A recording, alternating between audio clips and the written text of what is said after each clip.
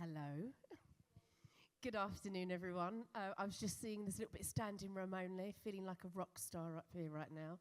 So if anyone wants to chant my name a little bit at the end, feel free. Welcome, everybody, to the PPL Get Played, Get Paid session here at Wide Days 2023. My name is Mel Cameron, and I am the Member Relationship and Development Manager at PPL. So before we go any further, do we have any PPL members in here? Anyone a member? Hands up, hands up. Lovely, lovely. And out of all of those members, who's a performer member? Brilliant, lots of you, that's great. Any rights holders who own? Brilliant, excellent. So there's some of you that are already members and will already be familiar with what we do. Hopefully I can expand a bit on that for you guys today.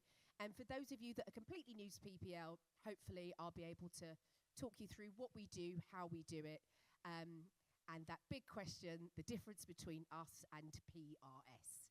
So, without further ado, I'll use my little clicker and we'll kick off. So, we're going to go through what we do, the difference between us and PRS for music, the market, who we license, where does all the money come from, our international collections, the revenue and how we distribute that to our members, how we manage that ever important data, how you guys can maximize your membership, and then if we have some time, we'll do some Q&A at the end. All right, so we're going to kickstart off with what we are and what we do. So in 1934, PPL was established, and we were set up so that those who invest their time and their talent and money into making recorded music are paid fairly for their work. We are the UK's music licensing company for over 130,000 performers and recording rights holders. And we license the use of recorded music when it's played in public or when it's broadcast on radio or television in the UK. We then collect all of those fees in. It goes through a very complex process at PPL HQ, and then we distribute all of that revenue out to our members. We have a network of over 100 plus international agreements with our counterparts in other countries. So it's essentially other PPLs in different countries around the world. And that enables us to be able to collect revenue for you guys, for performers and rights holders, when your recorded music is played all around the world. In 2021, we collected over £250 million for our members. So some big money out there, guys. So who do we represent?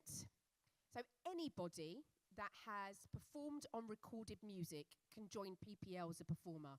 Now that can be anything from full vocals to programming beats to as simple as a hand clap. As long as there's an audible contribution to that sound, you can join as a PPL performer. Anybody that owns the rights to their recordings can join as a recording rights holder. If you were a self-releasing artist, so you make your own music and you release it yourself through your own label, you would be both of those things. So a rights holder can be anything from the major record labels, so Universal, Warner, all of those guys, through to very small independent labels. We look after all of those rights holders. And we are seeing a much more of a trend now of self-releasing artists with the use of social media, doing everything themselves in-house. So we can take care of the collections on both sides of the coin for you there.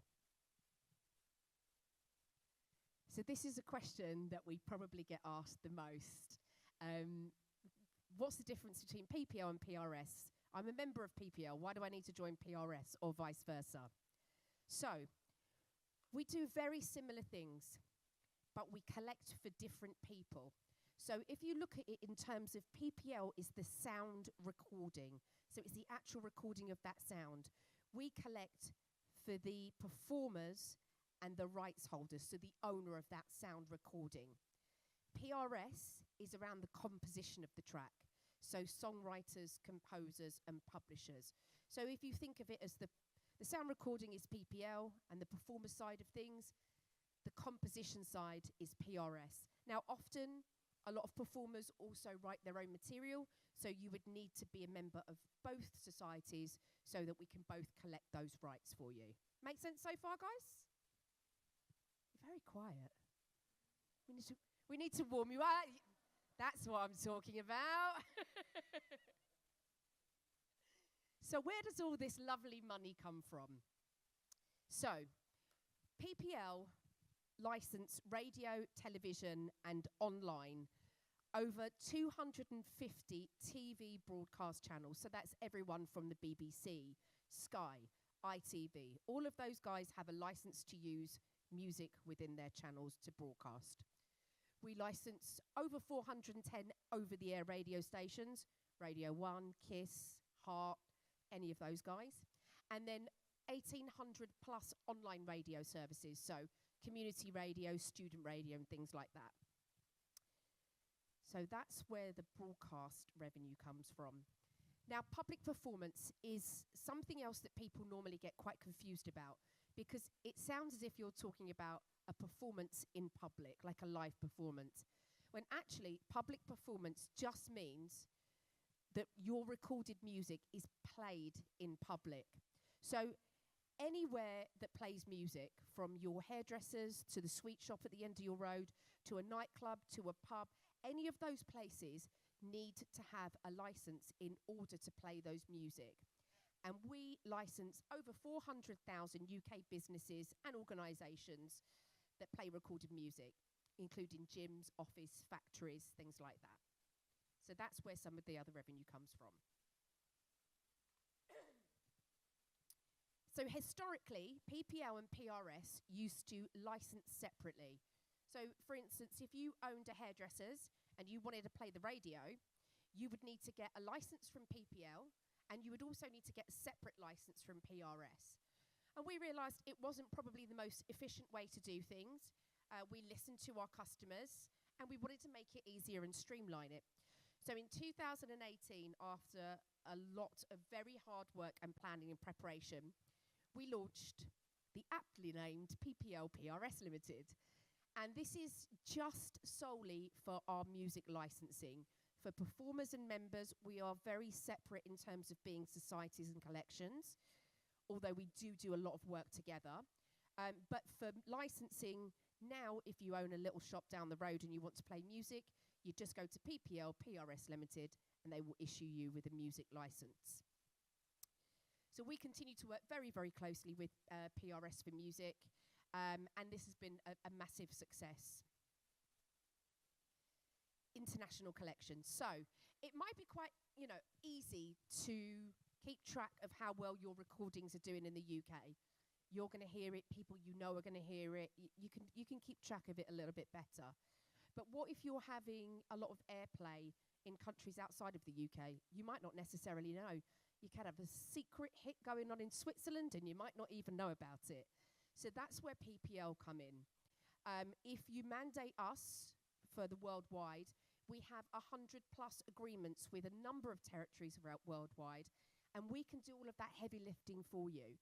So we can speak with our counterparts. They will give us the music usage and the data, exchange it with us so we know what's being played and when, and which of our members needs to be paid for that.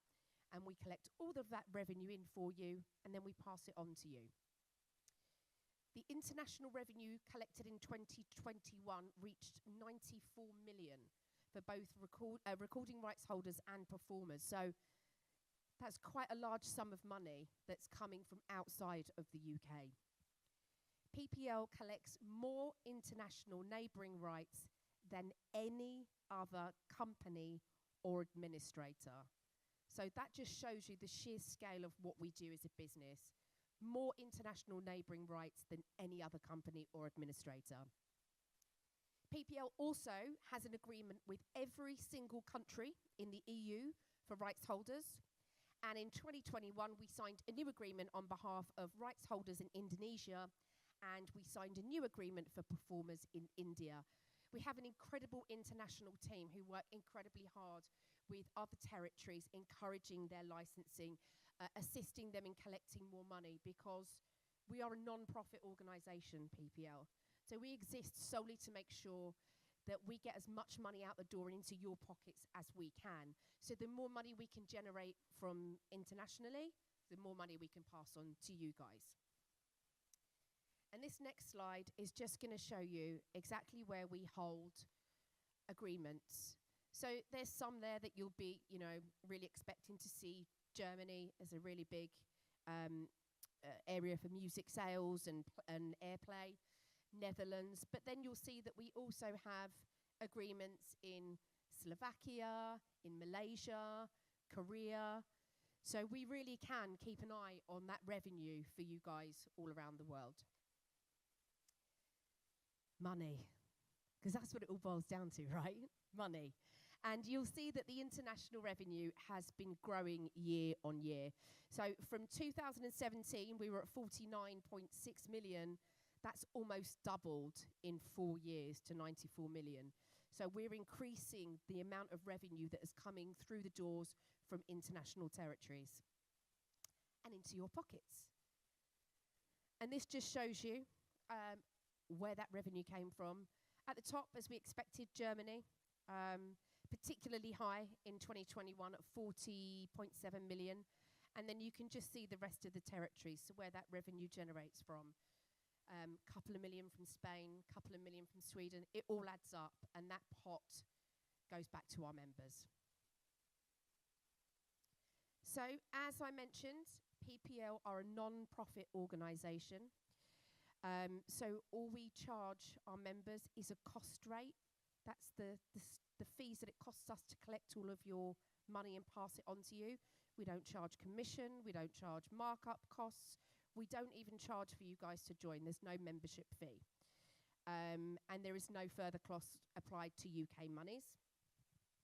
Tax, really, really boring subject, but if the money starts coming in, this will make a real difference to you. We are the first music licensing company to be given qualified intermediary status by the US tax authorities. And what that basically means is, if you accrue any revenue in the United States, it's subject to a withholding tax of 30%. So if you have a massive hit in the States and you generate quite a lot of money, the IRS can withhold 30% of that. Well, because we have qualified intermediary status, PPL are able to get all of that money and release it straight to you so that they don't withhold that 30%. So you'll see when you join, if you mandate us in the US, we will ask you to complete a US tax form, and that's what that all relates to.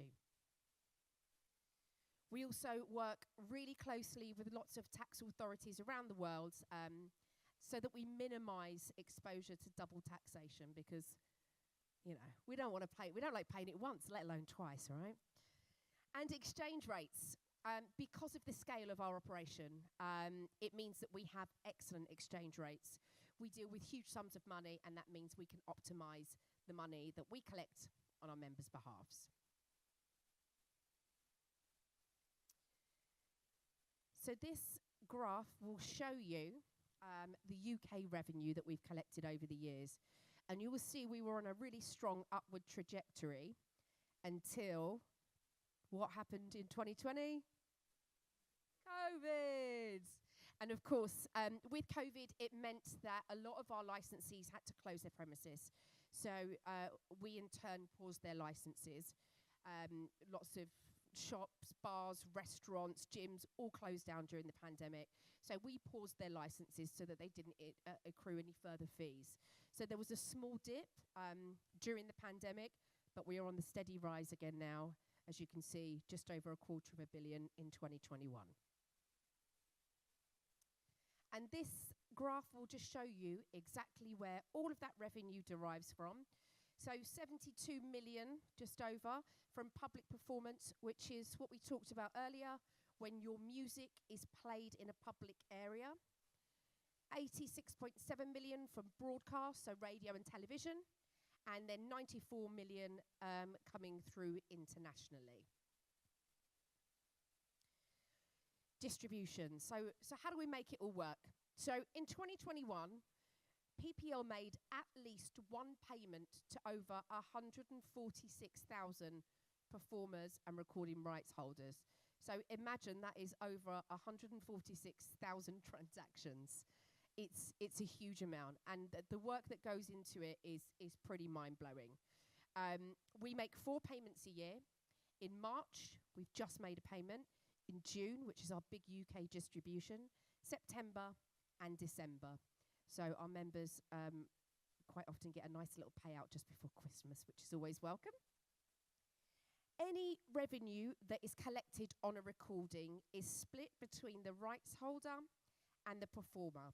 So this is a question we get asked quite a lot as well. So if you think of this in terms of a recording, it's got 100% revenue on there. 50% goes straight to the rights holder, and the other 50% goes between the performers on that recording. So you can see if you're a self-releasing artist, you're getting 2 chunks of the pie, both sides. Performer allocations are further split between categories. Now, this is another thing that you'll see is slightly different to PRS. With PRS, you will have splits, and you will agree that at the time of registering the recordings. At PPL, we base everybody on a category.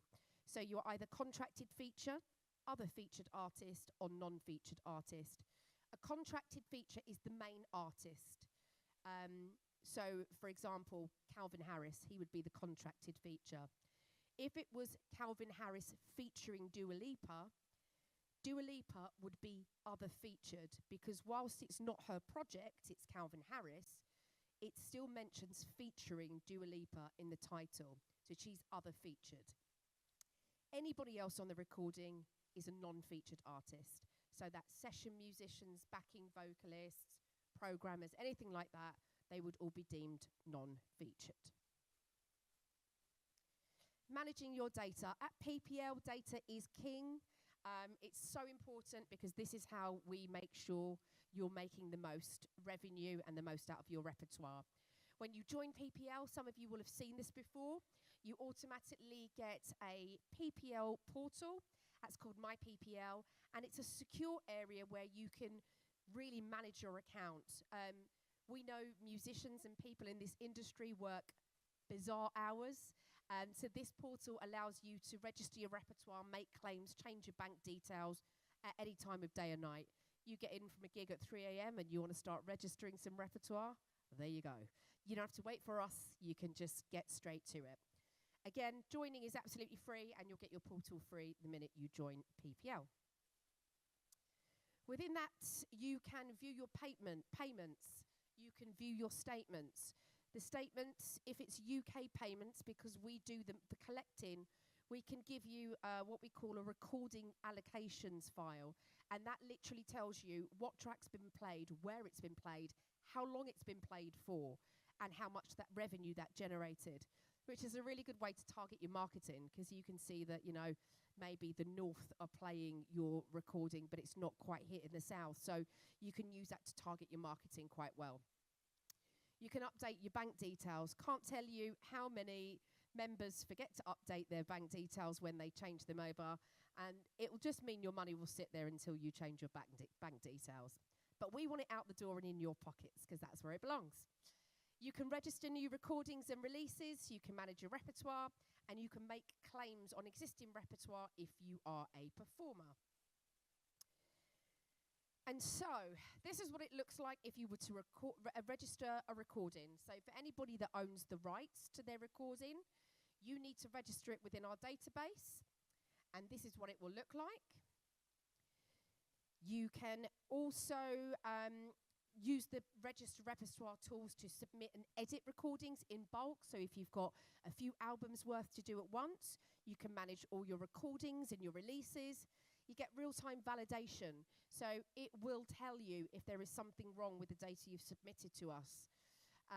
And you can link your ISRC and ISWC information, which although at the moment PRS and PPL are not completely linked, it provides a foundation that in the future we can link all of that data together. So if you need to have a look at any resources and guides, if you're registering repertoire for the first time, ppluk.com, there are some video user guides on there, and they'll give you screen-by-screen demos of how you do that. Before we get onto the Q&A section, I'm just going to race through these because I want to give you guys a chance to answer some questions. You would have heard ISRC. Anybody heard of what an ISRC is? Anybody heard of an ISRC? Excellent. So an ISRC is an international standard recording code, and it's a way that we track and identify recordings. Each recording has a unique ISRC, and it's a way that we track that. Quite often, when it comes to mastering, your engineer can embed that ISRC within the recording. It's a mandatory thing. Every recording that you register with PPL will have to have its own individual ISRC. And it just tells you at the bottom that encoded ISRCs automatically identify recordings for PPL payments. So really important there. Using My PPL to make a performer claim. So if you're a performer and you've just performed on Adele's latest single, first of all, you're in for a bumper payday, so congratulations. But what you would need to do as a performer is just to go in. You can search the repertoire, look for Adele. It will bring up all of the Adele recordings. You select the one that you performed on, make a claim. And there may be times where we will require evidence that you performed on that recording. Otherwise, I'd be on every Adele record that ever was. But yeah, you can make sure as a performer that you don't rely on the labels to list you as a performer. Just make sure that you're checking that always. Maximising your membership with PPL. So ensure you are registered correctly as a performer or a rights holder or both. Register with us for international collections. Make the most of what we can do for you and that we're collecting for you all around the world. Keep your account details up to date. Check your banks right. Check we've got your details right. So if we need to talk to you, we can get hold of you. Manage your repertoire. Make sure it's all clean. All your data is up to date and all the fields are correct. And bookmark ppluk.com. There's loads of useful information and tools there. There is a fantastic team of membership specialists. They are fantastic. I used to manage them. And they work Monday to Friday, 9 to 5. They're on the phone, on email, and they are ready to answer any of your questions, talk you through any things that you need, walk you through your statements, walk you through registrations. They're incredible, so feel free to give them a call or drop them an email. And then we have the socials, Twitter, Facebook, Instagram, and LinkedIn. So you can hit us up on any of those. So I think we're going to squeeze a couple of questions in if we can. Anybody got a question? Raise your hand. We're just going to get the microphones. One down here. Thank you so much. Now be gentle. I just got off a train. Hello. Hello. Can you give the performers in the room who've not signed up to PPL an idea of how long it takes for the money to go from the Jakartan sweet shop to their pocket and how much they might expect? Well, I know the answer is impossible to give, but some vague idea. How long's the pipeline? So it really depends. It depends on many factors. But as a performer, what I will say is that we can go back as far as 6 years. So if you recorded a track and it came out in 2018, and it's only this year you've gone, oh, I didn't realise I'm not linked to that recording. I know that's getting some airplay. We can actually go back as far as 6 years and scoop up all of that airplay. We pay a year retrospectively. So at the moment, we're paying out 2022 airplay. We are moving forward with some in-year distributions. So as everything advances, we are trying to get as much money in and out as quickly as we can. With international collections, that can vary just because not every CMO works quite as quickly as we do. And I am blowing our trumpet. I hope that answered a little bit. Thank you. This lady here.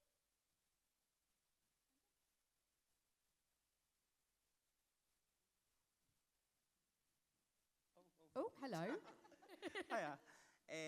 Yeah, I've looked into this before. I just wanted to ask you about it. How is it that there's a way of producers on tracks, if they've made like a contribution that like warrants instrumental contribution, that sort of thing? Yeah. How is it that you get them to like get a chunk of the money as well as it they have to do it and you link up to it as well? I just wanted to ask about that. So it's a really good question, and it's one we get asked more and more actually. So the producer's role has changed over the years. Historically, that meant that they would direct the session and all of that sort of stuff. And especially with dance music, producers have become, a lot of the time, the contracted featured artist. So what we would suggest is, if you're making a claim as a producer, if you've played an instrument, if you've programmed drums, if you've programmed strings, any of that stuff, make the claim as that. It's based on the category, not the role. So it won't make a difference in terms of your revenue. Alternatively, you can get what's called an eligible studio producer form. That's on our website.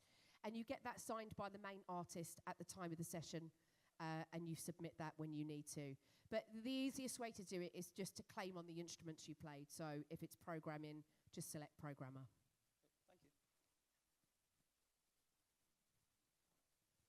Thank you. Just on international collections, we've got ISRCs, and we've got in the back end, you can see where, like, targeting markets and seeing where the money's coming from. Do you use a tracking software, such as in using with your international collection societies as well, to make sure, say, the Indonesian sweet market put out an ad that then contained your track? How do we know that that's not got missed in the system? Do we know that it's going to come through? Again, really good question. So we are continually working with our counterparts to, PPL is a really sophisticated machine. We've been going since 1934, so it's really sophisticated. We're really good at what we're doing, and we're really fortunate to work with an incredible bunch of people. So what we do is we impart that knowledge on other CMOs, and we help them, because helping them helps our members. We do use lots of different monitoring systems. Radio Monitor in the UK, we use lots of different ones throughout the world. So we do, each of our international team look after certain territories, and they will monitor that as well. We also have processes. If you think that something has been played somewhere and you've not been paid, we can look into that for you. Okay, we've got time for one more. You smiled at me the whole way through, so it had to finish for you. What if you accidentally get played on the TV? And I mean that as, say, Sky Sports is broadcasting the football and the stadium was playing your song. Does that count as Sky Sports? Do they have a license for that? That is the trickiest question. I saved the best for last. I only ask it because, from experience, Sky Sports have played my song Fantastic. By accident, and I'd quite like the money if I could. That's a happy accident. I like it. I like it. Yeah, there's a round of applause for that one. First of all, are you a member? Yes. Do you have it registered within our system? Yes. You do. That's step one, tick.